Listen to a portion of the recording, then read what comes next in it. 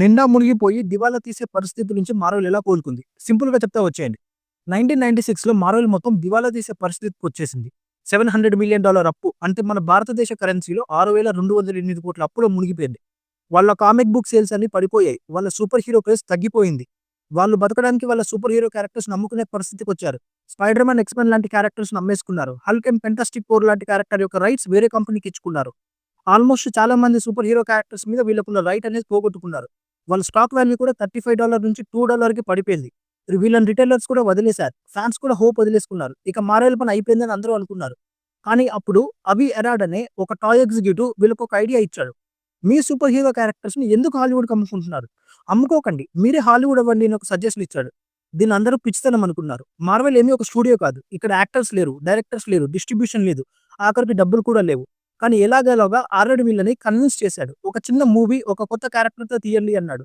సరే అని Marvel blade అనే ఒక క్యారెక్టర్‌ని సెలెక్ట్ చేసుకుంది. ఎక్స్‌పెక్టేషన్స్ ఏం లేకుండా తీసి రిలీజ్ చేశారు.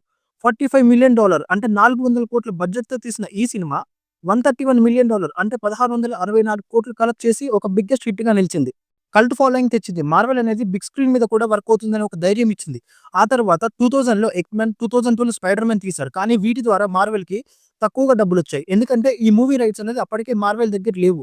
కాబట్టి 2005లో వాళ్ళు ఒక పెద్ద రిస్క్ తీసుకొని $525 మిలియన్ అప్పు అంటే మన ఇండియన్ కరెన్సీలో 4,658 కోట్ల అప్పు తీసుకొని తక్కువ ఫేమస్ ఉన్న 10 క్యారెక్టర్స్‌తో మూవీస్ తీద్దామనుకున్నారు. ఇవి కానీ ఫెయిల్ అయితే వాళ్ళ పని అయిపోయినట్టే అని తెలిసి కూడా వాళ్ళు రిస్క్ తీసుకోవడం మొదలుపెట్టారు. వాళ్ళప్పుడు జీరో నుంచి మార్వెల్ స్టూడియోస్‌ని నిర్మించారు. అప్పటికి లెస్ ఫేమస్ అండ్ ఎక్కువ మందికి తెలియని ఐరన్ మ్యాన్ క్యారెక్టర్‌ని పిక్ చేసుకున్నారు మూవీకి. ఇది కాకుండా అప్పట్లో most controversial actor Robert Downey జూనియర్‌ని చూస్ చేసుకున్నారు మెయిన్ లీడ్‌గా. చాలా మంది క్రిటిసైజ్ చేశారు. ఇదో పెద్ద రిస్క్ అన్నారు. స్టూడియోస్ కూడా మిస్టేక్ అన్నారు. కానీ మార్వెల్ ఎవరి మాట వినకుండా రాబర్ట్ డౌనీ జూనియర్ మీద నమ్మకం ఉంచి మూవీ తీసింది.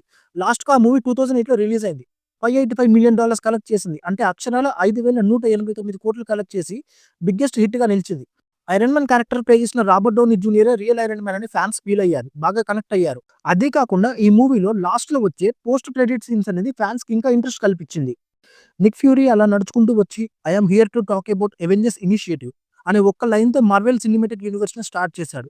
అప్పటినుంచి మార్వెల్ అంచెలంచెలుగా ఎదుగుతూనే ఉంది. Avengers, Captain America, Guardians of the Galaxy, Black Panther, Avengers Endgame ఇలా సక్సెస్‌ఫుల్‌గా నడిచింది.